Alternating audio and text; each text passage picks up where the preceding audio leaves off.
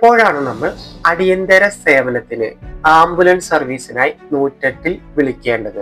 എല്ലാവരും അറിഞ്ഞിരിക്കേണ്ട ജീവൻ അപകടപ്പെടുത്തുന്ന ലക്ഷണങ്ങൾ ഉണ്ടാകുമ്പോൾ, എപ്പോഴെങ്കിലും നമ്മുടെ കൂട്ടത്തിലുള്ള നമ്മുടെ വീട്ടിലുള്ള ആർക്കെങ്കിലും പെട്ടെന്ന് ഭയങ്കരമായ നെഞ്ചുവേദന, അല്ലെങ്കിൽ അവർക്ക് ശ്വസിക്കാൻ പറ്റാത്ത അവസ്ഥ വരിക, അങ്ങനെയുള്ള ജീവൻ അപകടപ്പെടുത്തുന്ന ഏതെങ്കിലും ലക്ഷണങ്ങൾ ഉണ്ടെങ്കിൽ എത്രയും പെട്ടെന്ന് 108 വിളിച്ച് അവരെ ഹോസ്പിറ്റലിൽ എത്തിക്കേണ്ടതാണ്. നമ്മൾ എപ്പോഴാണ് ആംബുലൻസ് സർവീസ് വിളിക്കുന്നത്?